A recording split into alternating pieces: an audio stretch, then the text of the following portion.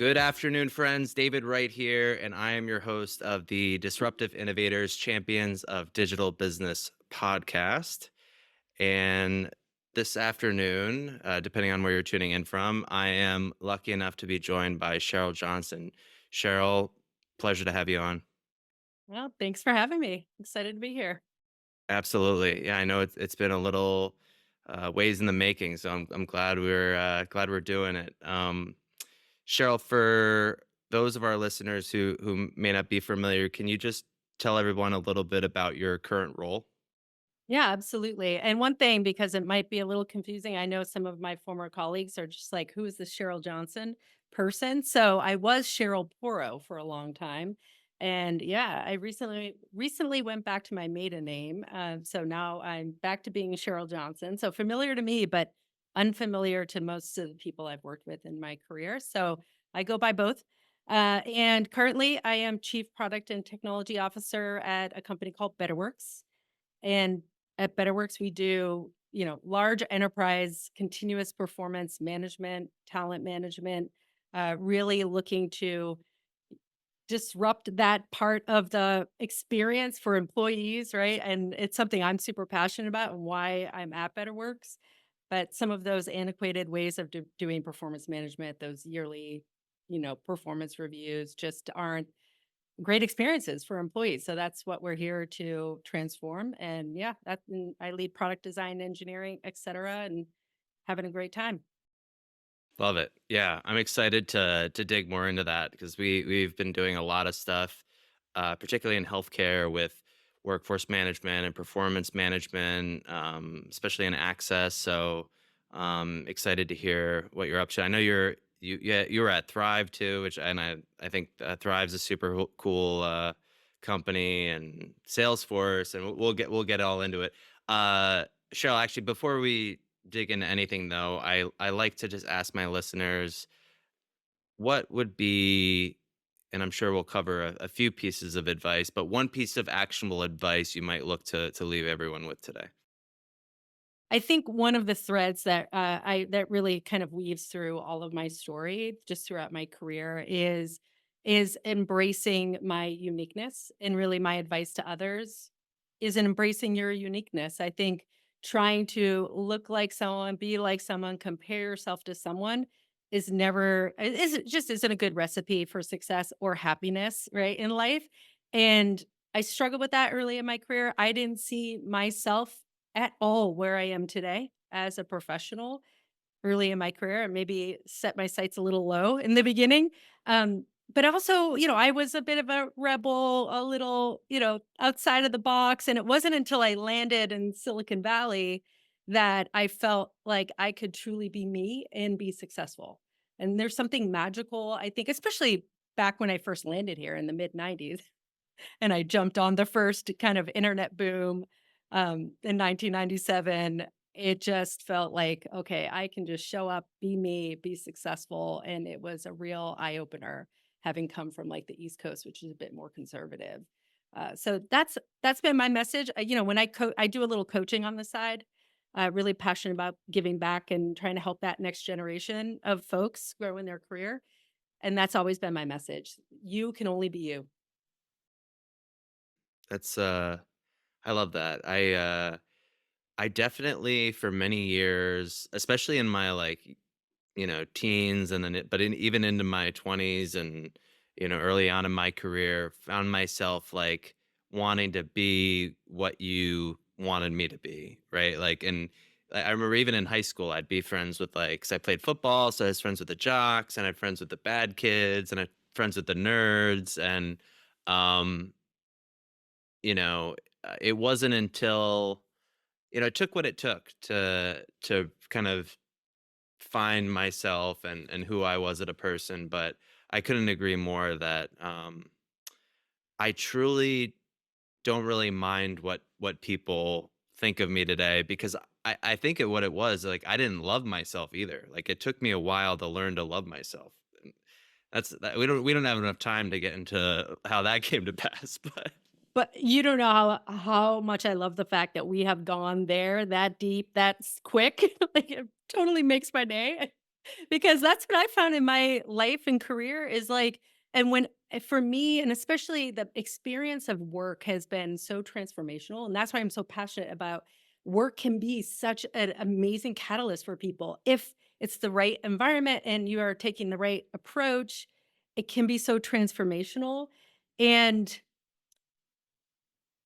and what was the point of it? Oh, yeah, and, like and it can be deeply meaningful, and so I've worked with individuals in their careers who struggle with, like, some major, major, personal challenges, and then work sort of forced them to deal with that because you're just not gonna be able to be successful or pull it off, right, if you're not able to deal with that, and so, yeah, it's profound, and I'm glad we got there fast, and I am with you on that one. I think the whole first part of my journey was, like, both me trying to be the bad girl rebel and rebel for my parents, and then me trying to be the good girl, and please my parents, and it wasn't until I just kinda came to terms with all that and realized, it's my life, my one life to live, and I gotta go live it, and that it all kind of all of that, tension sort of fell off and became a non-issue.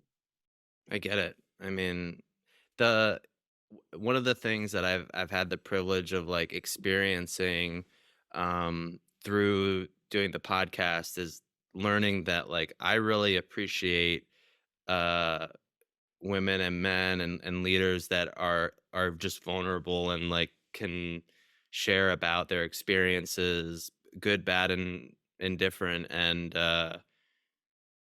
because another thing that I've learned is that I don't know what is good or bad, right? Like good or bad. Like the some of the darkest things that I've experienced ended up being the catalyst for my biggest moments of personal and professional growth, right? So I think it would be selfish not for me to share that with other people, right? Whether it's broadly in a forum like this or just like in a one-on-one kind of like mentor mentee type, I have to, be mindful of that. But, you know, anyway. Yeah, Um, you have to be, cognizant, right, of how you're delivering the message and how that might be taken given the context of the situation, and I think as long as you're thinking about that, and clearly if you're with someone one-on-one, they're struggling, sharing your struggles can be and what you the struggles you've encountered in the past is really, really powerful because a lot of times people look at you and go, "Wow, I'd really love to do what you've done," etcetera. How do you do it? I don't think I'm capable. And showing them that, like if you could see who I was 20 years ago and oh, right. yeah, Exactly. I'm shocked when I think about it. Same. Yeah. Same. And if I would have got everything that I thought I wanted, I would have sold myself short. So, well, Cheryl, I want to hear more about this journey of yours. So, um, kind of how you started out. I mean, we talked about you moving to Silicon Valley in the '90s, which is I always get such a kick out of like that era. Like I imagine like what it would have been like. So, but interested to learn about kind of your career and how you landed kind of where you are today. Awesome. Yeah, it's funny because the whole reason why I ended up in Silicon Valley in the mid-90s is just funny in its own right when I think back, but I went to undergrad. I did chemical engineering as an undergrad, and I met a boyfriend who was a civil engineer, alongside, and he was in a punk rock band. So, we went to school in upstate New York. He was going to get his master's in Colorado. So I had gotten a job as a chemical engineer in upstate New York straight out of college. I was working in this paper mill. It was kind of a wild experience. It was like built in the 1800s. There were depths to this facility that were so scary. Like every time I would have to go down 4 levels deep to get a sample, I was just like, okay, when are the creatures going to come out and get me? It was just like insane. Never mind some of the characters I met while I was working there. So I was not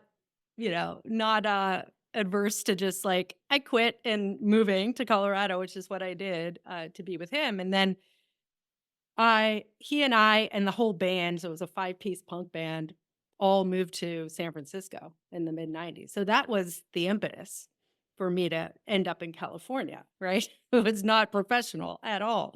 And I got a chemical engineering job when I first landed here after some time. Took a little while, but managed to land a job at it was a small outfit that did silicon chip manufacturing waste treatment systems, which was kind of fun. And so I was working the back lots of like Silicon Graphics and AMD and, Sun Microsystems installing or troubleshooting uh, these waste treatment systems. So, felt kind of, badass, if you will, for me. I was always an element, I was a punk rocker, right? Um, you can't see them, but I have sleeves of tattoos that I got way back then. So that was definitely just a part of my identity. And so I'm there, I'm doing my thing and literally, I'm hearing about this internet boom, these tech companies and how cool they are. If I got into the office at 8:02, I got yelled at by my boss's boss. Even though I was working way past whatever, an end time would be. So that bothered me. And I was hearing like, oh, these tech companies, you can kind of roll in whenever. People roll in at 10, 11, and then you just work as long as you want to, as long as you need to work, and they give you free snacks. And so I was like, I want in on that. And that was how I jumped over to software and technology and, got my first job at a startup, and it just didn't never look back, honestly. It was a good run. So did a bunch of startups in the early years and then, landed at a place. Um, and this is what happens when you're in an area like Silicon Valley is, you start to come across a lot of the same folks. You start to work with a lot of the same folks. I landed in this place called Digital Think that was an e-learning company for the enterprise way back when. It was a formative experience for me. I spent 4.5 years there.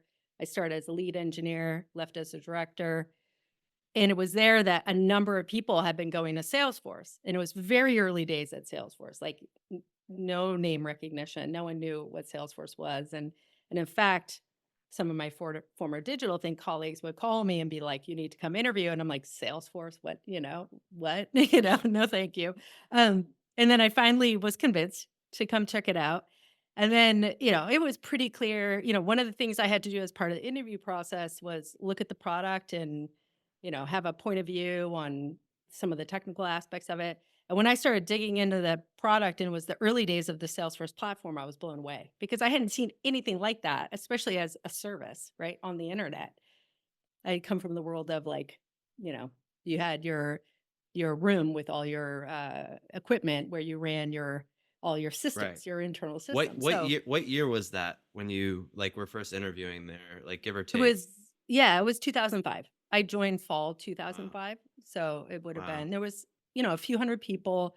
Um, we were all in, like, 2 floors of 1 Market Street. I spent 7.5 years in that building, while I was there. So, yeah, it was I could see product, "Wow, this is mind-blowing. I wanna be involved in this."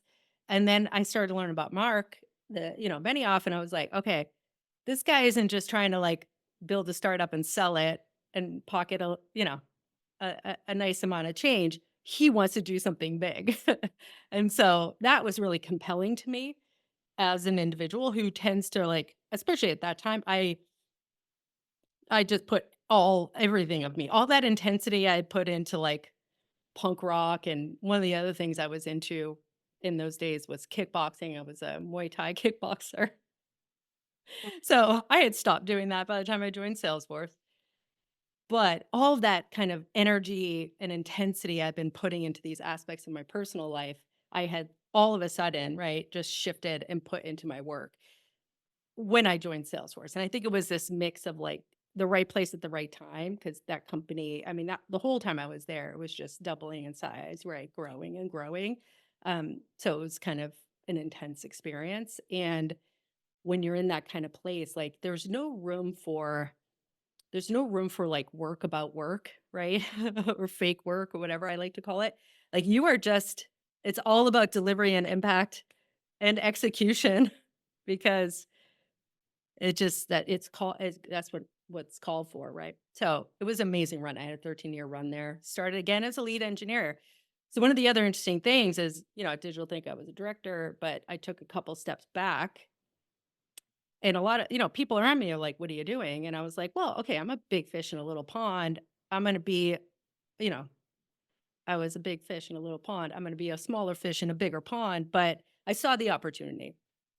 So I did come in a couple levels below, but quickly, kind of I was getting promoted every year. I was just growing along with the business, right? As the business grew, I grew because it was just, I was hungry for it. I wanted to be impactful. Yeah.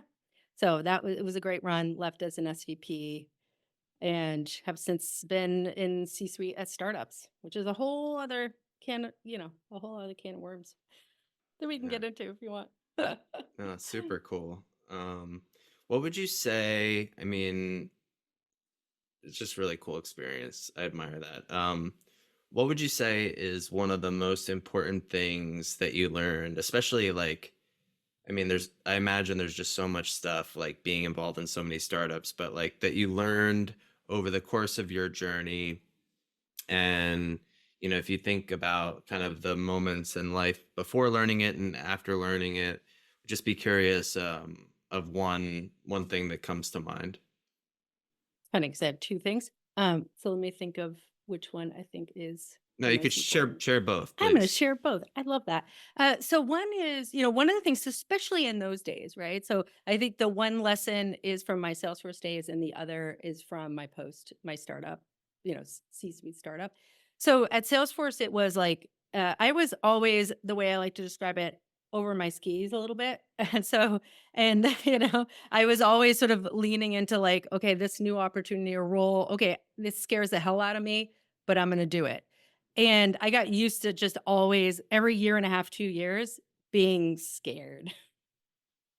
And, like and the lesson is, you don't have to be ready.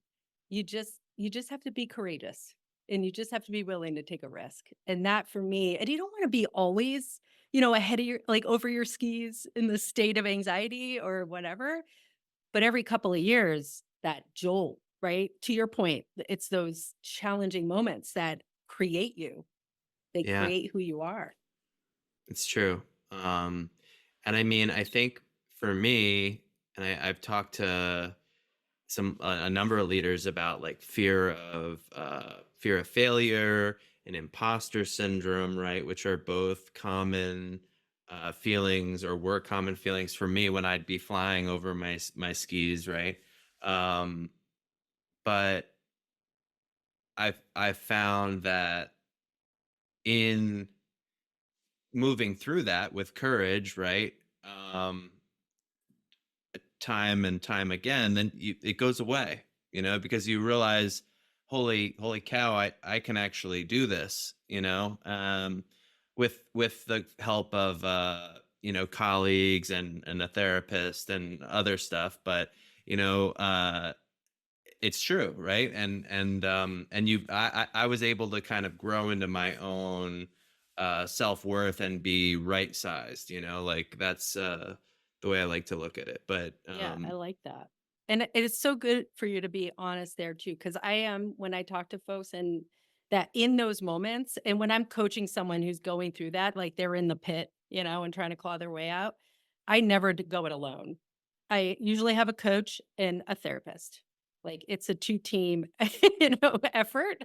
And there's nothing to like, I don't even want to say the word because it is required. There's just no way you alone in your head are going to figure it all out. Having someone or others to bounce challenges off of or gain insight from is so critical. And so, absolutely. And I've always been so grateful that I've been in this position, right, of privilege where I can afford these things and be able to bring this stuff on because not everyone can, and that's why, for example, I try to do some kind of pro bono coaching mentee, work because not everyone has that, right? And it's really hard to go it alone when you know how it is up in here. It can get way more treacherous than real life, I think. absolutely. And was there a second thing? I interrupted you. You didn't. I don't feel like you interrupted me, but there was a second thing, and it's interesting because it keys off a little bit of what you were talking about, and that is, you know, I in those in those days, and I think it was a part of it is just this human development and growth, but I at this point, I do not fear hard work personally or professionally, but I don't let fear drive my hard work. And in the past, it was driven by fear and anxiety, like deep down, like if I don't wake up every day and work my tail off, I'm going to end up a failure and homeless or whatever, right? Like this was the back of my head. So it was fear driven, and that most definitely led to burnout. So I had a whole burnout experience, and it's partly why I ended up at Thrive, because it was kind of working to combat that. But now I've since recovered, right? And I'm at the point where it's like, I don't fear hard work. I love hard work. I'm in a phase of it right now at Betterworks, and it's like invigorating. And I'm so having so much fun.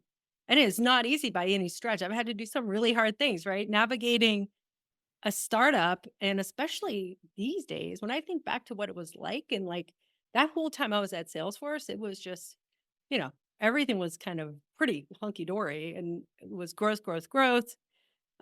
Very different situation than what we're kind of dealing with now. It's a lot, just ever since the pandemic, it's been completely tumultuous. So leading in these times absolutely requires that you are not driven from fear because it would be crippling. You know, um, I love that. And it's interesting because I had a very similar experience and I was being driven. So, both these experiences, being driven by fear, not being driven by fear, both in running disruptive innovators and disruptive innovations. So, the the work even or the circumstances, didn't really change that much. It was a perspective shift that I had at some point. Um, and because now I would say in the latter half of our, you know, in the last like 3 years, let's call it, I'm actually busier. I'm doing more work than I had ever done before when I was so far up my own ass. Like, just like, oh my God, I'm so busy. Like, what am I going to do? Like, all of that. And now it's more, it's just different. And I love the work so much more. Um, and it is hard. Like, it can be challenging, and, like, I mean, it's hard. You said it's hard work, right? But, uh, it's not driven by fear. Yeah. It's not And driven and by fear. and that's how you can find joy in it. When you're driven by, and I do think I have, there is a benefit to being either the CEO of your own business or in the C-suite, right? You have a lot more kind of autonomy over your day, although your schedule is sometimes out of your hands. But otherwise, but I do try to extend that within my organization. Everyone should be a kind of CEO of what they own, right? So that they feel like they have that autonomy as well, that some control over what their day looks like and like how they accomplish the goals we're setting out to do. So I try to extend that as much as possible, and I do think that some roles that's harder to have. I think engineering, product design is very creative endeavors. There's a lot of creativity there, so there's a lot of room to really do challenging but gratifying work. And I found in my career, the more challenging, often the more gratifying for folks. Yeah, So I agree. yeah, I, you, I mean, just and like the pace that we're on now, like that moment, right? The 4X moment is, it's crazy trying to figure out how to scale something, so I just identify with the experience you're having because we're like in it right now. But it's cool. What about a time, Cheryl, that uh you either had a project fail or you had personal or professional hardship, like a time that, like I had mentioned, that kind of catalyst for growth, like something that happened, but you ultimately took away a lesson from it, or something that helped impact your view, something like that? Yeah, I mean, that a bit of that when that shift happened of the driven by fear to not fearing, the hard work was all around that burnout moment that I experienced. So while I was at Salesforce, and I've told this story a few times, but I guess it's worth repeating because it was pretty pivotal in my life. But I had walked into my boss's office and quit, like just quit. And at the time, I'm sole breadwinner for the family. So I had one daughter, husband, at the time. Um, and he was taking care of her. So I was sole breadwinner. I don't even think I talked to anyone about it. I had just hit this point and I wasn't getting help. I was just trying to navigate it on my own because I had been successful. I had been like all the right things had been happening in my career for so long. And then I finally hit this wall.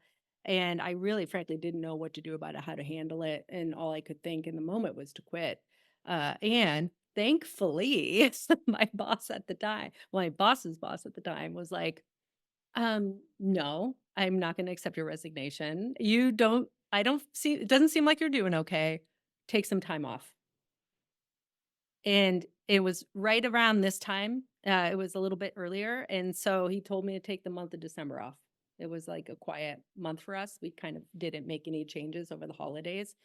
And it was like end of fiscal year for a lot of customers at Salesforce. So we never did releases. We never did anything big. So it was the only like lull in what was like a pretty hectic pace there. So it was perfect timing. So I took the month off and then I reached out to a friend of mine who is kind of worked with folks on the fringes, sort of on the fringes, maybe coming out of drug addiction or, experiencing homelessness, these kinds of things. So she was really, knew a lot. And I reached out to her and was just like, I need help. What do I do? And she gave me 5 things to do. And I went and did a lot of those things, and some of them stuck. And it was all of that. It was kind of digging out of that experience. And then what was so amazing is I had been interviewing for a new role within the company. It was the role I ended up getting, and at the time, I just thought, "There's no way." When I first expressed interest in the role, the individual who was kind of doing the initial vetting of individuals said, "You're about half of what we're looking for." And I was like, "Okay." And I'm thinking in my head, like, maybe the important half. I don't know. We'll see. So I really didn't think I was going to get it. I wasn't hinging on it, right? And then while I'm on that month break, I find out I'm one of 2 finalists for the role. Yeah. So if I had quit, there would be a good chance I wouldn't have got that role. And that role was like the most phenomenal 4.5 years of my career. It was amazing. And because I had spent this month just like I had a meditation person I worked with. Like I did, of course, therapy, of course, like prioritizing my health and well-being, really making sure I'm always like at this point in my life, I know every minute I spend exercising, I gain back in 5 minutes. So I have no qualms and working out because it it just makes me a superhuman. And I always tell that to people I work with, like, please do not let your Peloton collect dust. Use that thing. No, you know what I mean? I have a walking pad that I use when I'm on Zoom meetings. But I have a lot of Zoom meetings and I can't get out. So, I'm going to make it work. But anyway, so it was that hard time. It was all those practices I put in place. I showed up in February. It was so January, I kind of got the role. And then early February, we had our kind of executive meeting, the big meeting that the whole company was having. But I was running essentially product and engineering for a vertical. And I had to come in and present my plan for the year pretty fresh. At Salesforce, they call the V2 mom. And I worked with the people that were going to be working for me and some of my peers got that thing in shape and I nailed it. And it was a great presentation, a great vision. I felt really proud of what I have done and to come from like 2 months before I was ready to hang it all up, and I don't know what my plan was. Uh, that was just a really pivotal time in my career. A lot of Yeah. lessons. Wow. Yeah, it's funny when I like.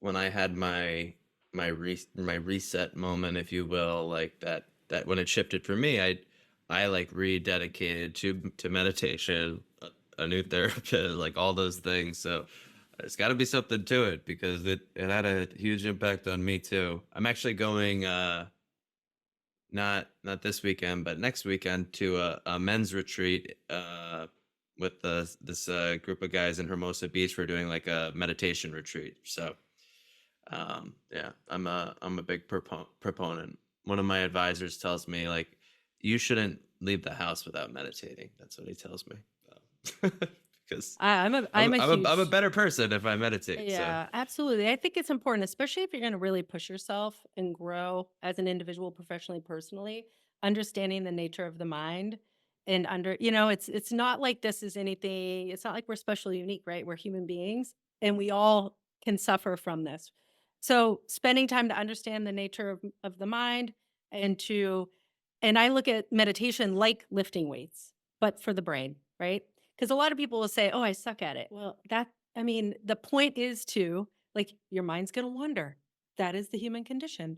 And the point is to catch it and bring you back to the present moment, right? And it's like doing a bicep curl for your brain. And so I have a oh, go ahead. Yeah. no, I was just gonna say I couldn't agree more, and I think it's for me it also became just stop for a second. Like for someone who can be tend to be very busy and get in my head and be thinking to just try to stop.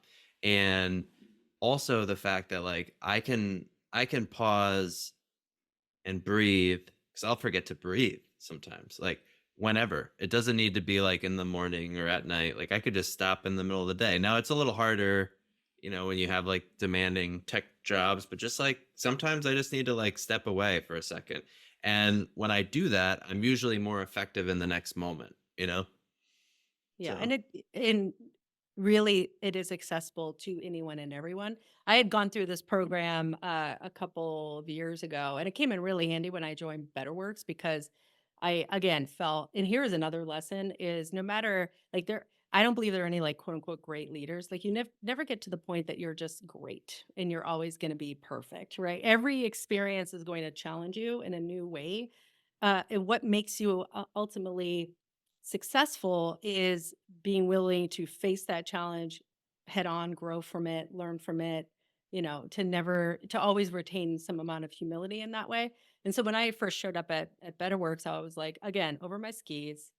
And I was like, uh-oh. But one of the things I learned from this program was this really so you can use your breath. Anything, there's a lot of ways you can get back to the present moment. And one of the ones he taught was touch. So to just rub your two fingers together and really feel it, like just like especially if you pause and really just like feel it, it's delightful. Try it when you're, alone and not distracted. And so before a challenging meeting, I would just take a couple of seconds and just really feel, oh, and that, this, the kind of, it would just, the stress relief. I mean, I got value out of it just from doing it now. So it totally works.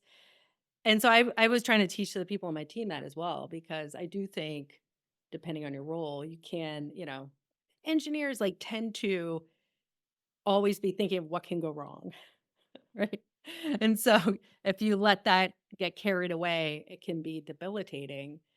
And so that's definitely something I try to pass on to my team because, you gotta, I believe fundamentally, and ultimately this is why I'm at Betterworks because the tagline, make work better. I fundamentally believe that work should be almost always a joyful experience. It's not always going to be. I've had to do hard things here that were not pleasant, that were difficult and hard, that, yeah, that tear me up. But that's okay. I know that's just part of what I have to do, part of navigating a startup in tumultuous times.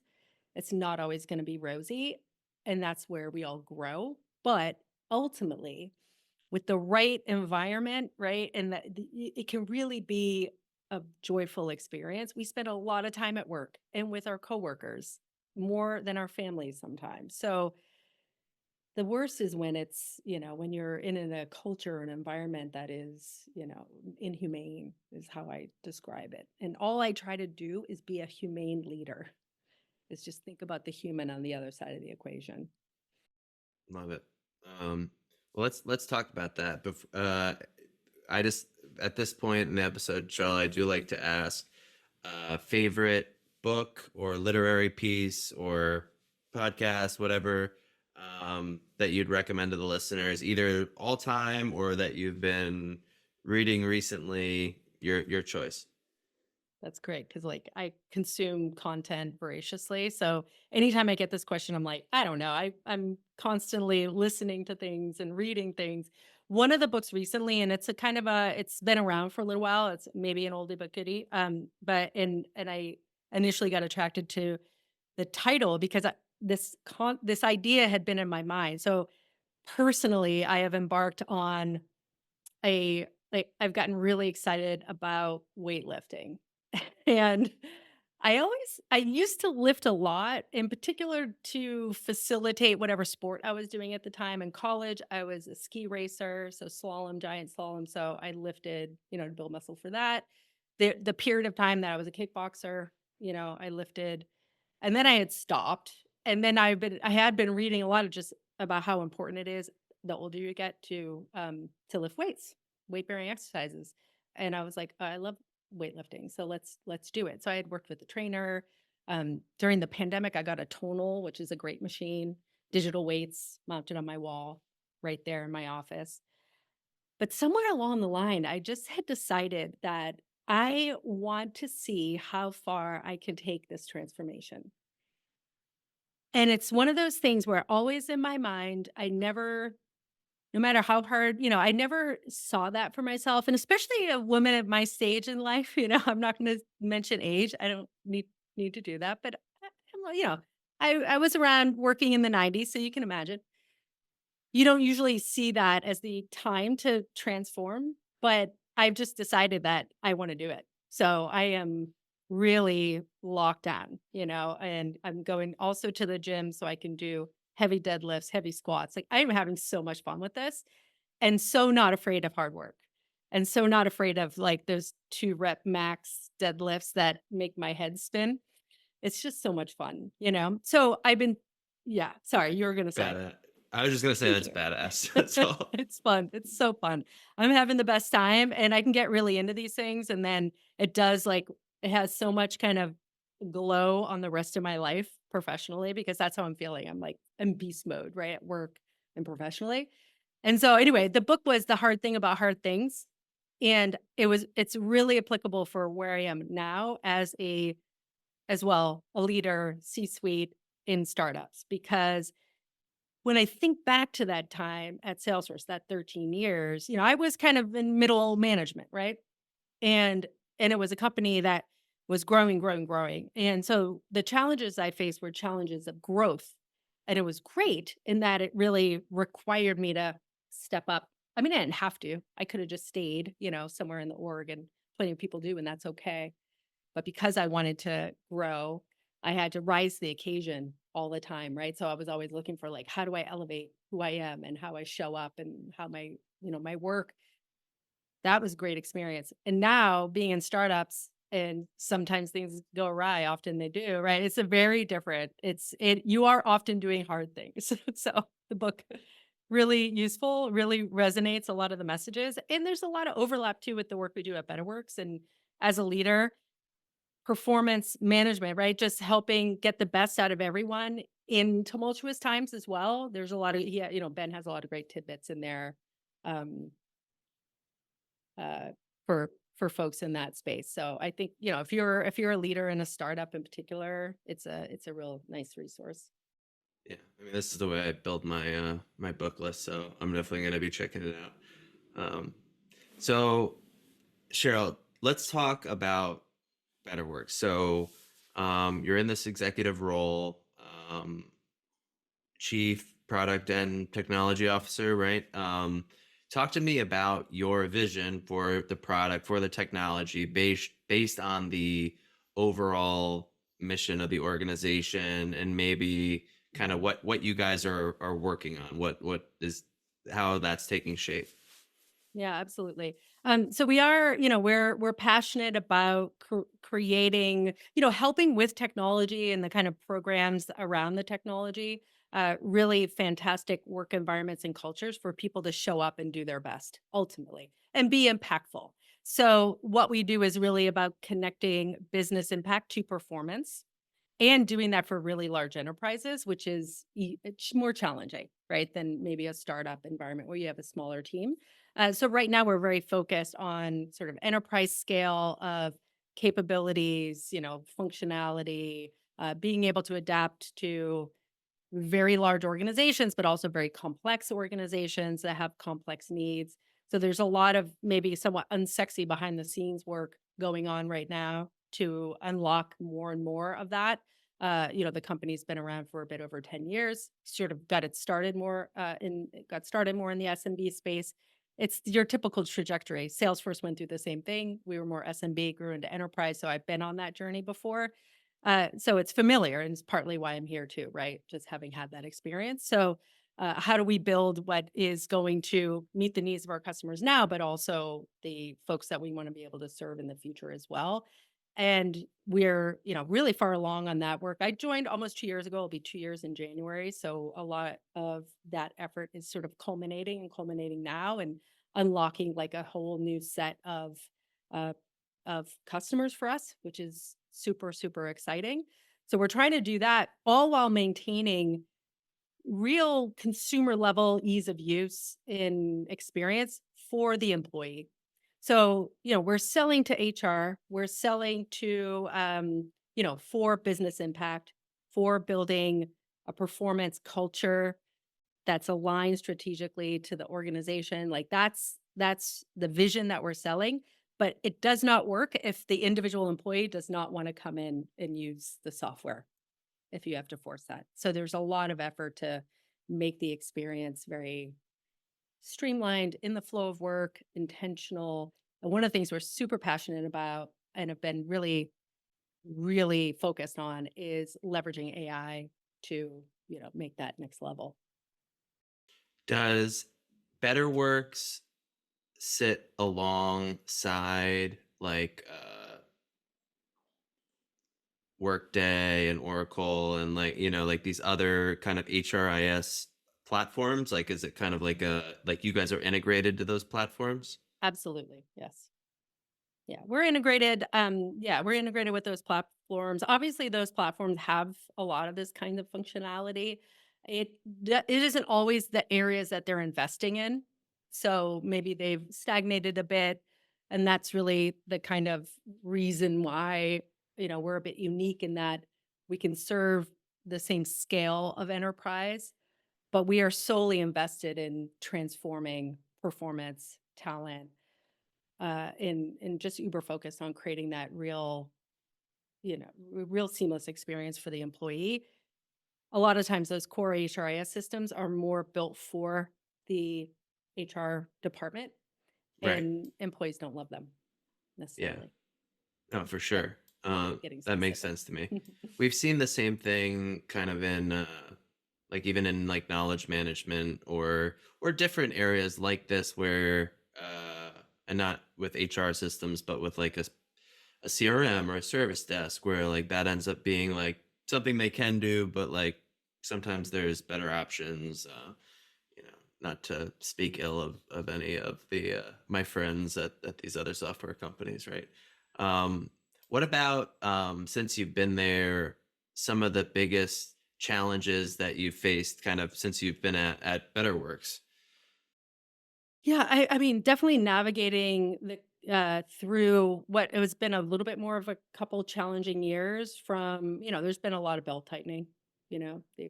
So that's been challenging, but I think we have done a great job of managing through that, and things are seeming to be shifting, which is exciting.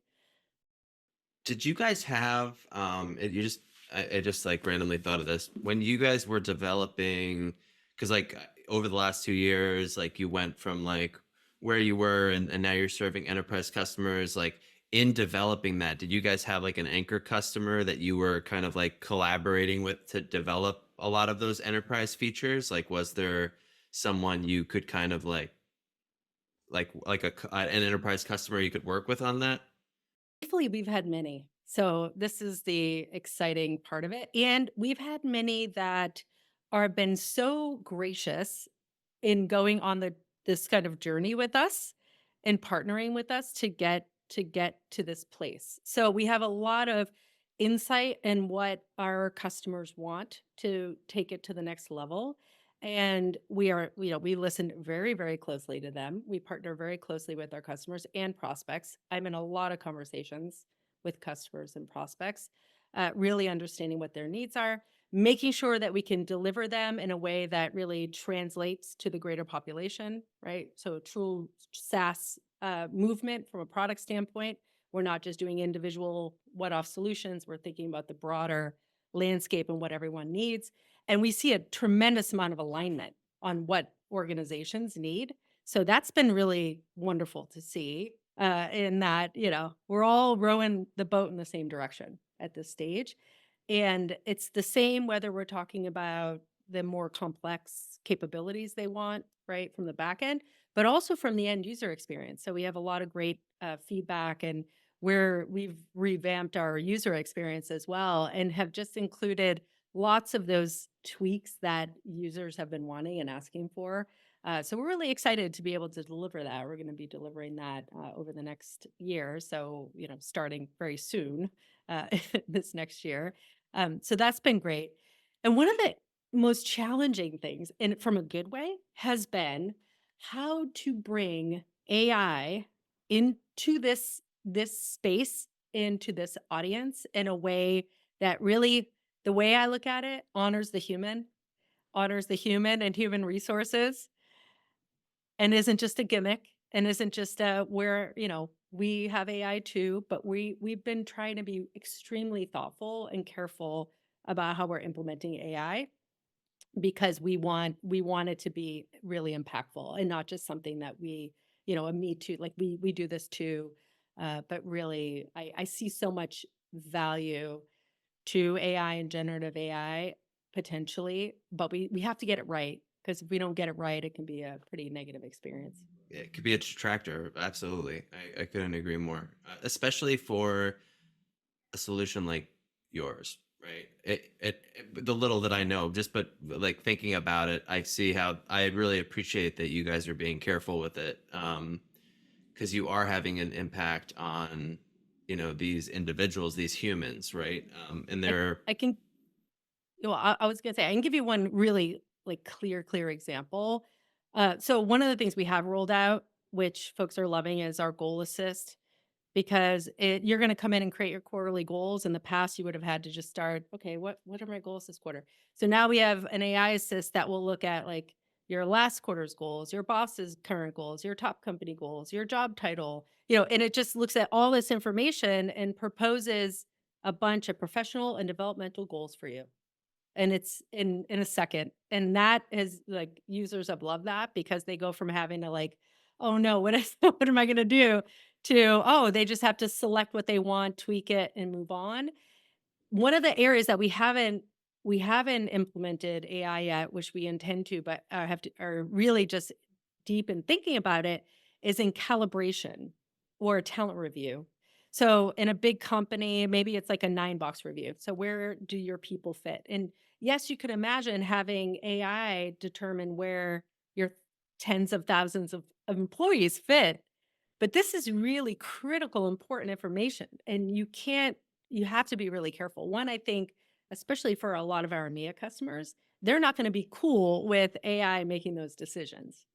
It just won't be allowed, right? So we know that, we understand that. We are always keeping the human in the loop of any of these use cases, because a human has to take accountability for the decisions ultimately. But we do think that the AI is gonna have the capability to look at way more information that you'll be able to look at and synthesize about each individual in your org. It'll be able to look at those kind of biases that might exist. Oh, maybe you have the group of managers that tend to rate everyone high, the group that tend to rate everyone low. Like, how do we normalize? So there's a lot of potential there for good, but there's also risk. So we're approaching that really carefully, and we will, before we put anything out there, would have, made sure that we're managing the risks, Yeah, for to say the sure.